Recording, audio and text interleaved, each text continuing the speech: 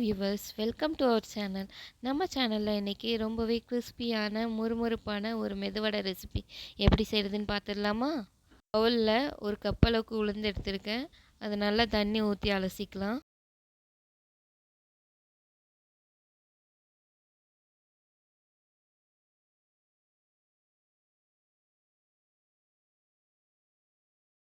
இது நல்லா அலசினதுக்கப்புறமா 1 மணி நேரம் ஊற வச்சு எடுத்துக்கலாம். இப்போ இது நல்லா ஊறிடுச்சு.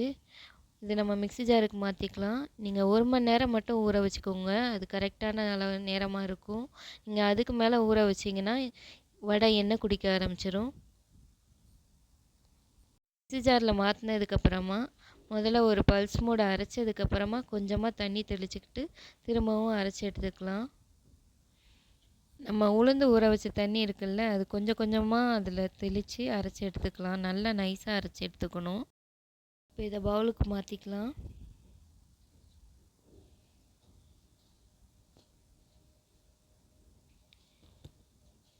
உளுந்துடைய பதம் ஒரு பவுலில் தண்ணி போட்டிங்கன்னா அந்த தண்ணியில் அந்த உளுந்து மிதக்கிற மாதிரி இருக்கணும். இதுதான் அந்த கரெக்டான நம்ம மாவு அரைச்சி எடுத்த பதம்.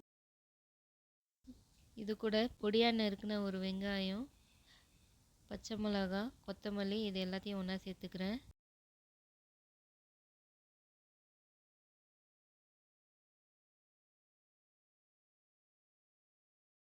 இது கூடவே 1/4 ஸ்பூன் மிளகுத்தூள், 1/4 ஸ்பூன் உப்பு இது எல்லாத்தையும் சேர்த்து நல்லா கலந்துக்கலாம்.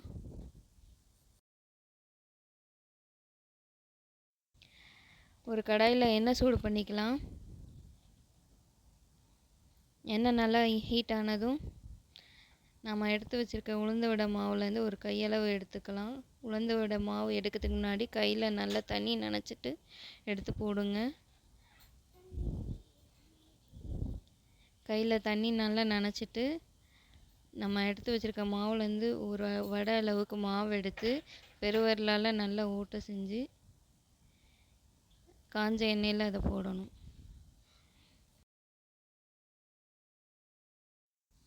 ஸ்டவ்வை மீடியம் ஃப்ளேமில் வச்சுக்கோங்க. இந்த வடையெல்லாம் நல்லா கோல்டன் ப்ரௌன் ஆகிற வரைக்கும் வெயிட் பண்ணி மெதுவாக எடுங்க. பாருங்கள், நல்லா கோல்டன் ப்ரௌன் ஆகிடுச்சு. இப்போ ஒன்றா எடுத்துக்கலாம். அவ்வளோதான், உளுந்த வடை ரொம்ப சூப்பராக ரெடி ஆயிடுச்சு. மிச்சம் இருக்க மாவு எல்லாத்தையுமே ஒன்று ஒன்றா இதே மாதிரியே நம்ம போட்டு எடுத்துக்கலாம்.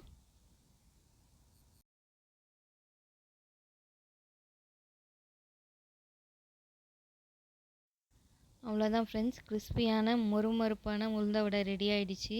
நீங்களும் உங்கள் வீட்டில் கண்டிப்பாக ட்ரை பண்ணி பாருங்கள். ஃபீட்பேக் என்னன்றதை மறக்காமல் கமெண்ட் பண்ணுங்கள். இந்த வீடியோ உங்களுக்கு பிடிச்சிருந்துச்சுன்னா லைக் பண்ணுங்கள், ஷேர் பண்ணுங்கள், மறக்காமல் சப்ஸ்கிரைப் பண்ணுங்கள். தேங்க்யூ.